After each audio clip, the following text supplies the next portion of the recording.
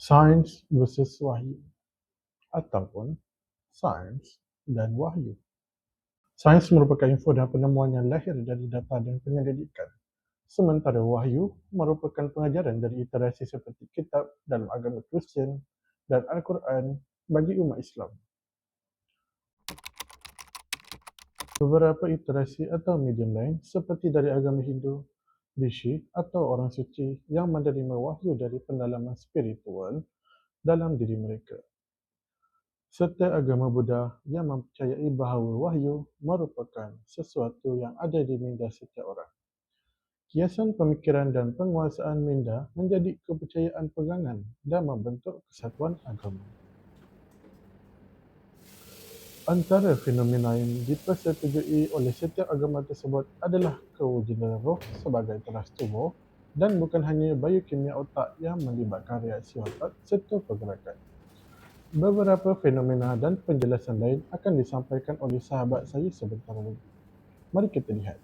Okey, jom kita masuk ke bahagian pertama. Kita tengok metafora tentang macam mana berbanding kenapa. Cuma bayangkan, anda ada kat dapur sekarang ni. Kat depan anda ada cerik air atas dapur gas dan air tu tengah mengelegak. Soalannya, kenapa air tu mendidih? Kalau kita tanya dari sudut sains, jawapannya adalah proses macam mana ia berlaku. Tenaga haba dari api tu pindah ke zarah-zarah air, zarah tu bergerak laju sampailah capai takat didih 100 darjah Celsius. Fakta teknikal kan? Tapi dari sudut pandang wahyu atau tujuan, jawapannya sangatlah berbeza. Air tu mendidih sebab anda lapar dan anda nak buat kopi. Nampak tak beza dia kat situ? Sains sentiasa bagi kita data teknikal yang tepat. Ia beritahu kita struktur, proses dan mekanik alam semesta ni. Tapi wahyu bagi kita sesuatu yang sains tak mampu nak bagi, iaitu tujuan hidup. Tanpa tujuan yang jelas, hidup kita ni tak ubah macam mesin yang kosong tau. Ya, ia bergerak, ia berfungsi, tapi untuk apa? Ia tak membawa apa-apa erti.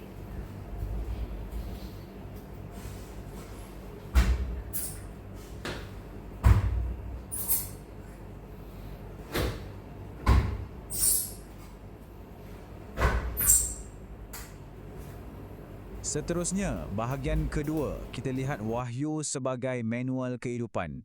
Masalah mula timbul bila kita rasa sains ni boleh jawab segala-galanya kat dunia ni. Kita terlalu taksub dengan data saintifik sampai kita lupa sains ni ada sempadan dia. Contohnya, sains memang pakar bab terangkan macam mana otak kita proses rasa cinta. Dia boleh tunjuk kawasan otak mana yang aktif, siap sebut nama hormon macam oksitosin atau dopamin. Tapi, ni batasan terbesarnya. Sains takkan boleh bagi justifikasi moral. Dia tak boleh ajar kenapa anda patut sayang mak ayah anda. Sains tak ajar bab adab, tanggungjawab, jauh sekali rasa hormat. Kat sinilah wahyu masuk dan mainkan peranan yang paling penting. Bila sains capai jalan buntu dalam hal-hal kemanusiaan, wahyu datang sebagai manual pengguna yang mutlak untuk kita semua. Bayangkan anda beli satu mesin yang sangat kompleks. Mestinya kena ada manual nak pastikan anda guna dengan betul tanpa rosakkan mesin tu kan? Macam tu jugalah dengan kehidupan kita sebagai manusia. Suka untuk saya guna analogi kenderaan ni. Sains bagi kita keupayaan, teknologi dan kemajuan. Ibaratnya, sains bagi kita sebuah kereta sport yang luar biasa laju. Tapi, walau sehebat mana pun kereta tu, kalau anda tak tahu arah tuju, silap hari bulan boleh terjunam dalam gaung. Wahyulah yang berfungsi untuk bagi tahu kita jalan mana yang sebenarnya selamat untuk kita lalu dengan kereta laju tadi tu. Masuk ke bahagian ketiga, sains itu relatif, manakala wahyu itu mutlak. Sekarang, mungkin ada yang tengah terfikir, habis tu macam mana kalau wujud konflik? Macam mana bila sains cakap A tapi wahyu cakap B? Kita kena faham sifat asal kedua-duanya. Sains ni pada hakikatnya bersifat relatif. Maksudnya, penemuan sains hari ni mungkin kita anggap fakta, tapi esok lusa bila ada data baru, fakta tu boleh jadi salah dan kena dikemaskini.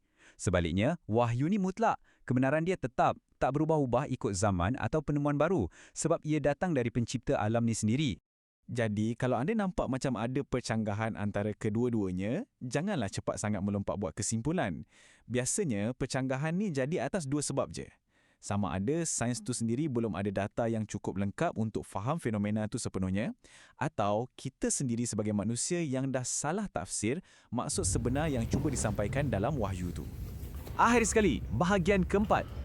Oh sayang, sebab rasaku menahan derita, Pilu hati mengenangkan cinta yang ketunda. Oh sayang, inikah balasanmu terhadapku, seorang insan yang amat menyintai dirimu. Kering air mata, resah tetap nyata, jernih air di muara, luka tetap ada. Perasaan, lagu dan perasaan. Perasaan merupakan sesuatu yang tak dapat kita lihat. Perasaan merupakan sesuatu yang paling dekat dengan hati kita. Daripada topik sains bahasa Wahyu ni, saya mendapati sekian daripada pengajaran-pengajaran daripada Wahyu yang disampaikan. Mereka tidak terlalu menceritakan terlalu detail tentang tubuh badan, tetapi lebih fokus kepada keseharian, pengajaran dan sesuatu yang membentuk pilihan kita. Perasaan dan lagu merupakan sesuatu yang sehari-hari kita dengar dan paling dekat dengan kita. Perasaan membawa kepada pilihan cinta, pilihan pasangan, pilihan keputusan dan mungkin mempengaruhi sepenuhnya dalam hidup kita. Dengan itu, daripada kesimpulannya adalah dengan perasaan ni kita perlu menuntun ataupun menjadikan dia sebagai kompas dalam hidup kita dari segi sains ataupun wahyu. Mereka kedua-duanya memberi pengajaran yang membentuk hidup kita. Dengan ini, saya menasihatkan anda semua, jalanilah kehidupan anda semua sepenuhnya. Sekian saja daripada saya, Muhammad Zulhelmi, Novometrik 251521421421. Sekian, terima kasih.